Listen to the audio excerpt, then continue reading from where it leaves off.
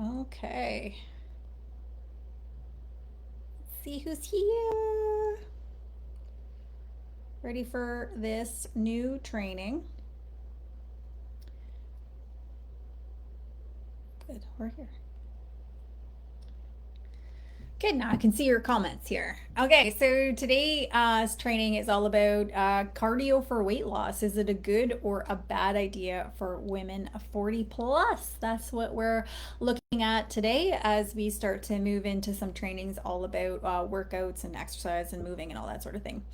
So I want to welcome you, obviously, for taking the time, whether you're here on the live or you're catching the replay. It signals to me that you're an imperfect action taker, and that's what this community is all about. Good afternoon, Sharon. Sharon and I always have virtual training lunches together because she puts these in her calendar and makes a commitment to show up at noon on Tuesdays. So these trainings are all about doing simple better. So I thought to start off today's training, I thought a good place to start was maybe to start with my own story. So let's dig in. I wanted to kind of share the 10 lessons I've learned from my own journey. If you opt out of this training early, then at least right off the bat, you can consider these lessons for yourself, kind of like I'm helping you shortcut what took me so long to kind of realize, right? So, number one, I was giving myself a way too much credit in the gym. I followed all the people, did all of the things. What I needed to do was spend more time unlearning and relearning how to effectively train. That was something like effectively wasn't necessarily a word that I considered before. The exercises, the form, even down to breathing and bracing, because hello, pelvic floor, right? Although it's common for a lot of women to have pelvic floor issues when they're jumping, sneezing, coughing, laughing, working out, it is not normal. And those are all things that I never knew. I also gave too much credit in the gym in the sense of like, I thought that which I'll get into, but I thought the calories that I was burning outdid everything that I was eating or could make up for it as well. But I also, again, I'm going to go into it more, but I just gave myself too much credit in the gym. I was overdoing all the cardio things. I didn't know how it was adding to my overall stress load. I didn't even understand stress in a sense because I was like, no event has happened, so why am I under stress? Or how it was depleting what I really wanted. So what I really wanted was more muscle or to look like I worked out, and how I would that was going after the opposite, right? It wasn't getting me that end result, and how it was connected to my hunger and cravings. I thought those are separate. I have great dedication and motivation in the gym, but I have no willpower when it comes to nutrition. Also, I didn't know the law of diminishing returns. Like at some point, more cardio didn't necessarily mean better results as well. Number three, I worked out but was confusing that with being more effective. Again, I didn't really understand the word effective. I thought like feeling sore, sweating, burning calories, thought that those were the good indicators of a really good workout, but they aren't an indicator of a good workout, really. Four, I thought my muscles needed to be confused, and that came as a result of, I think it came from was P90X. There was muscle confusion that came out in their marketing slant that they just made up. And so I thought that that's what I needed to do was confuse my muscles to lose the weight and get toned, right? So I thought that that meant picking more random workouts. I thought that that meant always changing them up. I didn't believe that just like sticking with the same workouts, doing the same basic movements or whatever would work. I didn't think that at all. I thought more was better. And I thought changing it up and different was always better, right? Because muscle confusion was where I needed to be. I thought that adding more to my workouts, what I now look at and call junk volume, would help me progress. But all it did was make my workouts really long. And because they were longer, it made getting to them even harder because, well, time, right? I thought lifting heavy would mean I would bulk up. I 100% thought that this was true, that it would help me bulk up. And I was just wrong after doing a fitness competition. I now understand that requires a completely different lifestyle on all levels in order to get there. But I remember when I first started picking up weights, I would not go beyond 10 and 15 pounds because I was too afraid I was going to bulk up. I didn't want to bulk up. And I also didn't want to look too muscular because back then it was like, that was more manly than womanly and that sort of thing. So I had all kinds of different thoughts about that. I also thought that asking for help, so whether that was like I've worked with nutritionists, dietitians, coaches, personal trainers. I thought all that was like kind of giving up control, but man, did it free up so much mental space that I was using second guessing, and I got to unlearn quicker and relearn better, right? This one was a big one for me. This next one, having your core workouts. So I used to end my workouts with just core workouts. So I'd spend like 20 minutes at the end of my workout doing core. Or I'd spend an entire gym session just working on core. I now understand that that's a waste of time. It wasn't how I was going to strengthen my core. It wasn't how I was going to tone my core. It wasn't how I was going to lean out my abdomen. It wasn't how I was going to lose my muffin top. Not even the slightest, right? And I also thought, maybe you do too, working out to outdo what I was eating, you know, well, it doesn't work. You can't outdo what you're eating because what you're eating has a different hormonal response, right? So even though you say I ate 500 calories, I burned 500 calories. No, that has a different hormonal response, and so does what you're doing for your workouts have a different. So they don't equal or cancel each other out. Like and obviously, if I'm working out to outdo what I am that I'm eating, then I also have to make a trade in terms of like what I'm expecting, right? I can't expect to see physical changes in my body, and I wasn't also thinking about how that was messing with my relationship with food. Like it was like food needed to be earned, and exercise was the punishment for that, right? And lastly, what worked in my 20s, definitely in my 30s, is not working in my 40s and moving forward because, this thing called hormones. It's actually working against this season of my life. So those are my 10 lessons. I'm curious, any of these 10 lessons that, I've had to learn the hard way, are you currently doing or currently thinking or currently believing? No judgment. It's a great awareness exercise to reflect back on the 10 that I had to work hard to unlearn and relearn new ways of doing it. But it's just out of building out your awareness to be like, maybe that's where things need to be kind of tweaked for me. So let's look at a study answering the question: does cardio during perimenopause or menopause and fat loss, do they mix? Now, cardio can be looked at in two ways, right? It can be looked at as like HIIT type cardio or boot camps, and it could be looked at like modern intensity, modern length cardio, like jogging. So we aren't talking about low intensity, like fidgeting throughout the day, getting more steps in throughout the day, going for a walk. We're not talking about that kind of cardio here. So in the study, they looked at 360 menopausal women all doing treadmill jogging for the time. So again, they were doing that moderate intensity, moderate length cardio. These women were divided into 4 different groups. They were instructed to not consciously change their diets throughout the entire study. So again, a little bit of a flaw in the study in the sense that they weren't all on the same diet, right? Okay, so group 1, they did 30 minutes on the treadmill, and they did that 5 times per week, and they were jogging. And then group 2 did 45 minutes of jogging 5 times a week. Group 3 did 60 minutes 5 days a week, and group 4 did nothing. So these women were followed for a full year. And how effective was the 2.5 to 5 hours of running, which is quite a bit, don't you think, right, per week for a year for weight loss in these women. Okay, so let me pull up a little bit more of the stats here. Okay, so 9.4% lost more weight than predicted. 9.4%. And okay, good, but does that align with your expectation, right? I'm guessing that most of you after a year aren't thinking about 9.4 weight loss, you're thinking about way higher. 64% experienced some degree of metabolic adaptation, meaning like they started off losing a lot of weight or a decent amount of weight or some weight, but eventually it just like there were no longer that, like the scale stopped kind of changing, right? So that means that there was some metabolic adaptation happening. And I kind of feel like I need asterisks around that because that doesn't mean that your metabolism is slowed down or whatever, right? It just means that the thing that you've been doing stops working as efficiently as it did when you first started. And 26.6% actually gained weight, which is probably not the goal you want to reach.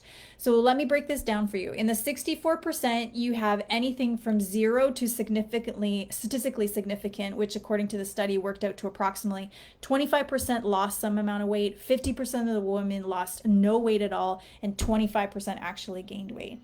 for 30 to 45 or 60 minutes a week of doing the jogging 5 times a week. So when you break that down into the math, 75% of these women lost no weight, right?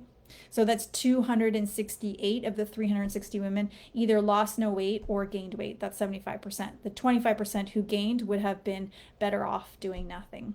So let's look at, okay, so you're like, ugh, right? So let's look at why is this happening, right? So number one, everyone has a metabolic state, right? For example, years of chronic dieting impacts your metabolisms negatively, basically, right? Because we know as you lose a lot of weight, your metabolism down regulates a little bit. So think about a car, or no, let's think about like a tractor or whatever, right? Because I just was on one, and you know how you have rabbit speed. So think about like when you first start out, you're on the rabbit speed, right? And then eventually what happens, because your body is its main job is to protect you, right? Eventually, when you lose a lot of weight, it says alert, alert, alert, and then it down regulates it into turtle speed. So in your mind, you want to be going rabbit, but internally inside your body, it's going turtle speed on the little shifter there. And so that's what's happening, right? So the amount of times, or the amount of times in total, or the amount of time you spend dieting impacts that.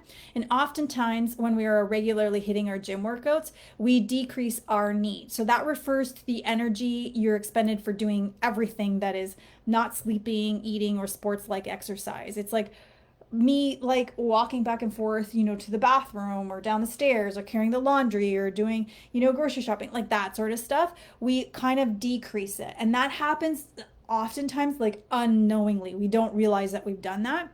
And we have hormonal imbalances, and for some this increases stress in the body. So for example, like if you're increasing your cardio levels, mindset, it can create more stress, but also physically demands on your body when your stress load is already high. That can also counteract the goal that you want.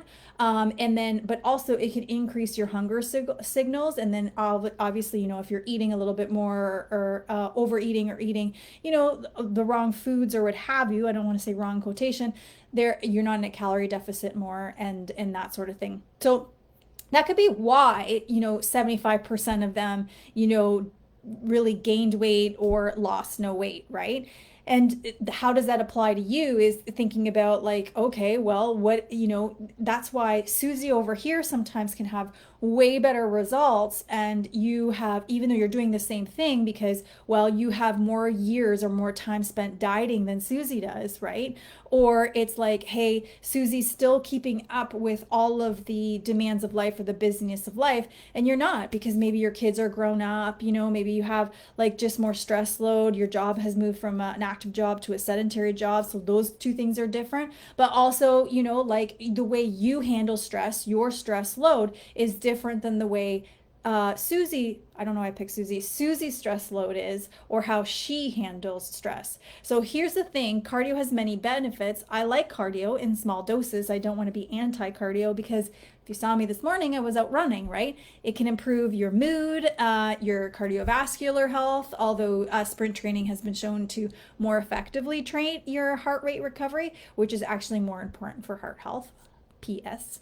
Okay, but it's a mistake to use it as a sustainable weight loss tool, and that's where I'm getting it. Why? It might work. Like if you're going from really sedentary to then moving your body more, for sure. If you're gonna now go from like walking sporadically to walking more to walking longer to adding a weighted vest, or if you're now going from like doing nothing to walking to now, a couple of runs or walk runs or running more or training for something, then of course that makes a difference, right? But then it becomes the minimum amount you need to keep doing to then see additional weight loss results. That means if you want more results, you'll need to keep adding more. But like I said above, more doesn't always equal more better results. Because maintaining your weight loss is different than actual weight loss. You need a different set of tools for that. And so the second you pull back, you kind of gain weight. You gain it back. Not to mention, hours of cardio is really unsustainable, and your body adapts to the volume over time. You can think about a mail carrier, right? So, a lot of them can lose weight in the beginning because they go from like a sedentary job to a more active job, right? But you see mail carriers of all different shapes and sizes because it stops working. The metabolism once hormones downregulates a little bit, right? And in order for them to then see the results from their exercise, they now need to add more resistance, add more intensity, add more progression, or work out on top of that, right? So long duration cardio has a poor track record when it comes to fat loss, and even worse track record when it comes to toning and building and preserving muscle and getting stronger. So you might lose weight, but you'll also lose muscle too, which is important for metabolism. But also then it's like all of a sudden that what you've been doing stops kind of working for the reasons that I already mentioned. And if you're not making modifications on the nutrition side or on the sleep side or the stress side or all those things, then that means that, okay, now I got to go harder, longer, more, whatever that looks like here. And most of us don't have the luxury of time on our side to be able to do that. Hence why when I coach my clients, I coach them on how to change the other variables so they're not having to spend so much more time here in the workout department. So what moves the needle more? What gets you kind of maintaining your results? Cardio is kind of like the fine motor control, while things like your intensity, your heavy weight training, managing stress, your recovery, and getting your nutrition on point move the dial much more. They leverage better. Leverage being like you have more levers to pull in those areas without losing time, without feeling like you're putting in way more effort than you're getting out, without zapping your energy. Whereas when you do cardio, it's fine motor in the sense of like, just like I explained, eventually you're going to have to do more and more and more. So focusing mental energy on nutrition and physical energy on weight training is a far better strategy for you. 1, for weight loss, 2, for sustaining it, and 3, to look like you work out, right?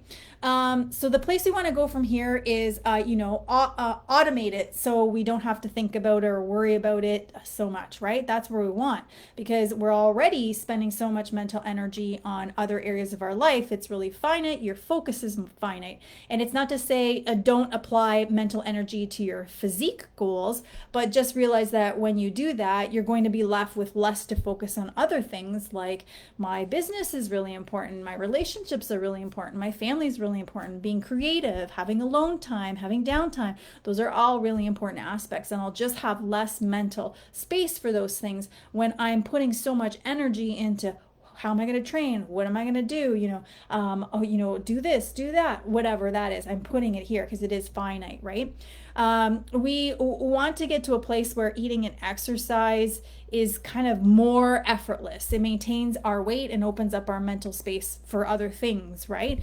Because obviously when you're mentally tapped out, when you're emotionally drained, what gives? Your workouts give. The intensity of your workouts give, the progression, all that goes out the window, right? You just may show up for a workout, but all the rest kind of goes out the window, right? So that's why we kind of want to get to a place of automating it. And to get here, at some point, you have to stop trying to drop 1,000 pounds, right? At some point, you have to relax into the process and own your stuff.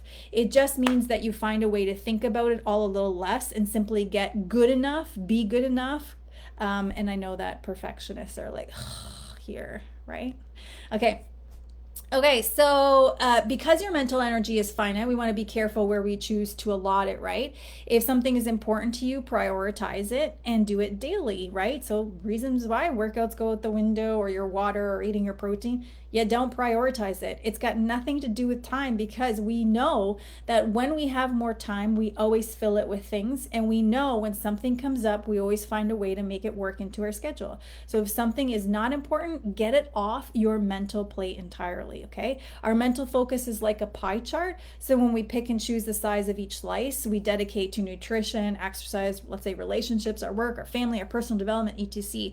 So when I am worrying about every single diet rule and counting calories and weighing food and mentally calculating the number of cardio minutes I have left to do, it ends up being like a pretty big slice of the pie, and I end up distracted, confused, and for me, a little bit neurotic too.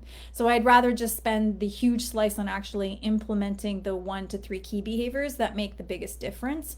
High impact, low effort, because not all actions carry the same outcomes on weight. That's where obviously coaching comes in.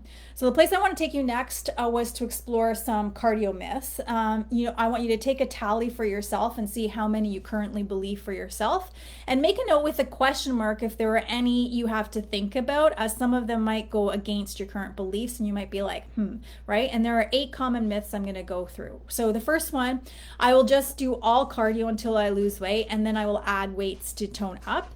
So there's a misconception out there that in order to lose weight, you need to do just cardio. And since lifting weights can't help, and you believe that lifting weights can't help with that because it only makes you bulk up. And if these two, and we try to look at them like these two things are mutually exclusive of one another, right? So the good news is that adding weight training to your regimen right out of the gate will not only accelerate your fat loss efforts, but will assure that you don't, like, while you're losing fat, you're not also losing muscle. So losing weight in general is pretty easy, right? We could say just stop eating, right? But losing exclusively fat is much harder, and adding lean muscle mass while shedding fat really allows for your metabolism to kind of work for you while you are not exercising, which is optimal, right? So cardio alone burns calories, yes, but you have to think about like at what price, right? Number 2, the common myth is I just need to burn calories, so I'll just do extra calories. My nutrition is fine. Wrong. Paying attention to your nutrition will have a much more profound effect on your fat loss efforts than just cardio alone. The more cardio you do consistently, the less your body tends to respond over time, which we kind of already talked about, right? And you have more of a lever to pull if you're kind of working with your nutrition as well. In other words, the amount you used to do to lose is now what you have to do in order to maintain. It's a nasty cycle, and the number one way to break it is to be more mindful in your diet. So most people can maintain their weight by simply keeping their nutrition tight. And if you're overweight or obese, you should be focusing, I would say 100% of your attention on nutrition, not necessarily adding more minutes to cardio, let's say. Okay. So 3, I want to lose fat, so I will do my cardio in the fat burning zone. And this one just came up not too long ago. All right, fat burning zone. Unfortunately, it has people all over the world choosing that as like a preset program on their cardio machine because they think that they're losing fat like crazy when they're in there. The fat burning zone is essentially like a moderate intensity zone. That means per calories burned, more is coming from fat than, let's say, carbohydrates. And that deserves its own training all on its own, so we can make more sense of that, because I really just kind of simplified it there. So first off, this ratio of fat use versus carbohydrates use is an individual thing anyways. So assuming a random cardio machine can accurately dictate the amount of fat you are burning during your workout is kind of insane, but I get the appeal. And second, a moderate and lower intensity workout might burn a relatively higher percentage of fat calories over carb calories, but the absolute number of calories burned is lower. The higher the intensity of the workout, the more total calories burned, which is key. And the reason being is that when you're doing moderate intensity cardio, you're burning more calories during the workout. But when you change to be more, shorter workouts, higher intensity, or weightlifting, you might be burning less calories during the workout, but you're burning more calories after. Which one has more value? I would argue that it's the one after, because when you're after, you're sitting at the sedentary job, you're going to bed, you're eating, for example, and you want to still be having the calorie burn high. And this one just came up because I had somebody who is like, well, I run because I get to burn, X, I think it was around 500 or whatever calories. He's like, but when I do weightlifting, I don't burn as much. And so we had to have a conversation about this exact thing, because even though his watch was saying he was burning less during that time, we have to consider, one, the energy systems in the body, and two, the fact that, well, if we pushed it hard enough, right, and it doesn't have to be longer, and we lifted some weights, then we're looking at, okay, the afterburn is still high. I hope that makes sense. 4 is I want to look toned. I want to be toned, right? The thing is, however, cardio can only make you a smaller version of your current self, depending on how much you're doing or not doing. Only intensity and heavy weight training can actually change the shape of your body. You can add more muscle here. You can lose inches here, which a lot of women only jump on the scale. They don't do inches and they don't do pictures. And I could put two side by side pictures of two people weighing 124 pounds. One looks smaller, they've lost a lot of weight, they've done really great things. The other person has a lot more muscle, and you can be in total denial that they even weigh the same, right? In other words, essentially, weights are your only tool to change the shape of your body. Sorry, and here's the thing, there has to be, look around you. There are lean, fit people who don't spend all day exercising and eat clean just like you do, right? These individuals have metabolisms that are more responsive to exercise, food, and are more sensitive to their hormones, aka they are working with them and not against them, which is a big thing, right? Okay, number 5, lifting heavy weights will just bulk me up. So building muscle is a long, slow process that requires years of consistency, dedication, and effort, blah, blah, blah, right? Because you want it now. Most people don't put in enough time or effort to create the kinds of physiques they're scared of. It takes several years to put on the kind of mass that a bodybuilder has, and there's a reason professional bodybuilders are elite and few. So to sculpt or to build, to preserve muscle or tone up, your muscles do need to be challenged through progressively overloading your lifts on a regular basis. Otherwise, they won't sculpt, they won't build, they won't progress, they won't tone up, they won't preserve, because there's no demand for it, right? So think about progressive overload in this way. You lift in the correct rep range, you lift until you reach fatigue, you're lifting more, you're increasing the weight, you're changing up the tempo. Maybe you always lift fast and now you're lifting slow, and then your shorter rest intervals in between sets. So there's a misconception that muscle can be lengthened, creating a sleek and lean appearance that won't look bulky. We have heard that activities like, Pilates, yoga, light weights, high reps will lengthen the muscle and you won't get bulky. But here's the thing, muscles don't lengthen. They don't. They can be stretched, and that feels good as we increase our range of motion, but we can't lengthen a muscle. It isn't to say that those activities don't have merit. It's to say the myth of lengthening the muscle needs to die, right? Fitness companies and well-intentioned but ill-informed coaches may kind of suggest that to women, right? Okay, so progressive resistance training can also result in a leaner appearance. The more muscle mass, the higher the calorie burn during exercise and during recovery from that exercise. We just went through that, okay? That means when you're combined with nutrient-dense foods, a calorie deficit, and enough quality sleep or progressive resistance training, that can all help reduce overall body fat.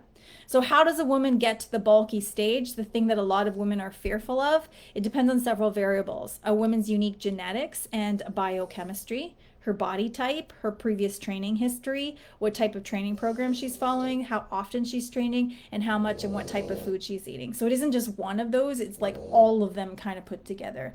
And as you can see, lifting heavier weights won't automatically mean you're going to bulk up, and it won't just happen as quickly as you think it will. It doesn't happen as fast as you gain weight. That's for sure, right? Number 6, once I lose a bunch of weight with cardio exercise, then I'll start lifting to tone up. This one always throws me for a bit of a loop because it assumes that lifting weights will in some way hinder fat loss, when in fact the opposite is true here. Weightlifting alongside intense fat burning cardio will accelerate results, and for best results, the two could be done together, right? We just want a higher ratio of weightlifting to the cardio, particularly moderate intensity cardio. And number 7, working my abs every day will give me a 6-pack. There are 2 problems with this tactic. First, endless amounts of crunches may increase the strength and the size of the ab muscles, but without burning the fat on the top of the abs, there will be you won't have any visible definition. Like, you won't. And my experience working in the gym for so many years is that most women don't even do crunches properly. The key instead is to consider abdominal training to be one piece of like a comprehensive, like full body, like weight training program or routine that will help you build lose we want to build. We want to lose fat overall. And the second is training the same muscle group every single day will not produce faster results. So if you're doing your abs every single day, that's not going to get you quicker results. And in most cases, it can even stifle the muscle's response because you're just overtraining that muscle too much. And number 8, as long as the number on the scale goes down, I am all good to go. Just because you're losing weight does not guarantee you're losing fat. And it also doesn't mean that you're any healthier. For example, when someone loses weight, they can be losing water, such as what happens on a low carbohydrate diet, or they could be losing muscle, such as what happens on long duration exercise protocols. So if fat loss is the goal, be sure to exercise in a way that kind of spares muscle and sheds only fat. I gotta knock this dog out. Stop it. Okay, so those were the eight myths. 8 myths. So let me go through them so that you can log into the comments how many of these you're still doing. And I kind of explained them in great detail so you understand exactly, and you might want to pause and go back. So I'll just do cardio until I lose the weight, and then I'll add weights to kind of tone up. That's number 1. I just need to burn calories, so I will just do extra cardio. My nutrition is fine. That's number 2. I want to lose fat, so I'll do my cardio in the fat burning zone. That's number 3. I want to look toned. I want to be toned, but you're doing all of this cardio. That's number 4. Lifting heavy weights will make me bulk up. That's number 5. Number 6, once I lose a bunch of weight with cardio exercise, then I'll start lifting weights. That's number 6. And number 7, working my abs every day will get me, a leaner, stronger, more visible, 6-pack or like just abdominal area. And number 8, as long as the number on the scale goes down, I'm all good to go. So drop that number below. So think of this as your workout setup. 2-to-1 workout rule. You're only allowed to do half the amount of cardio workouts as you do weight workouts. So if I want to weight train 4 days a week, then you can think about 2 intense short cardio workouts per week, and then the rest of them are made up of your weighted workouts. And it also, we want to complement that with our nutrition too. So there are lots of trainings in the guide section of this group on nutrition as well. This isn't the only training we're going to dig into about workouts. We need to do a couple more to get the full picture there. So that brings us to the end of today's training. I always love knowing what you learned about yourself and what you learned about workouts that you're going to take imperfect action on. Because again, these trainings are like a glass of water. Obviously, it holds value when consumed, not left untouched. So drinking it once, you just get momentary benefits, but you need to be consistently drinking it, to get, maximum results, right? It's just like one good workout doesn't mean now you get to stop working out because you had one good workout. You got to keep at it. So the key is to take imperfect yet consistent action. So ask yourself the dang questions, do the reflective work. Remember, it's not about more, it's about doing simple better. So if you find yourself needing support outside of this community and these trainings, I have a couple of different options. You could do a personalized weight loss and lifestyle coaching program. So the mistake that many women tend to make is not tailoring their weight loss strategy to kind of fit their unique needs and where they are in life, right? They fall into the trap of thinking it's all about simply eating less and exercising more, believing they can do it all on their own. I've been there too. So, but the reality is they end up stuck in a cycle of losing and gaining the same weight and left feeling, really frustrated. So, we want to shift. So, personalized weight loss and lifestyle coaching helps you shift into a more effective approach. Picture having a precise strategy kind of in place that equips you with all of the tools, the skills that balance out your nutrition, mindset, and muscle. So it's really about like long-term sustainability for weight loss and health, including balancing your hormones and making your metabolism work for you, right? And then there's group accountability and fitness challenges. So many women, can do it in 30-day cycles, but often kind of like they lose motivation and momentum after that. And then they revert back to familiar habits, which leads to the same results, even though they crave lasting and different outcomes. So what the group accountability and fitness challenges do is it's a well laid out plan that can you can easily follow along with and get challenge yourself, build the skills you need, have the support and community behind it, but it should have the plan to maintain it all beyond 30 days and before the next challenge begins, when you start building more tools and more skills again. So I hope that you Well, pop into the comments below. Tell me what your imperfect action is, what you learned about yourself, what you learned about cardio as well in regards to weight loss and your goal of wanting to look like you work out, and tell me what your imperfect action is as a result. Because again, you can listen to as many trainings as you want, but unless you're taking imperfect, consistent action, it's not going to yield different results for you. I'm Coach Cindy signing off.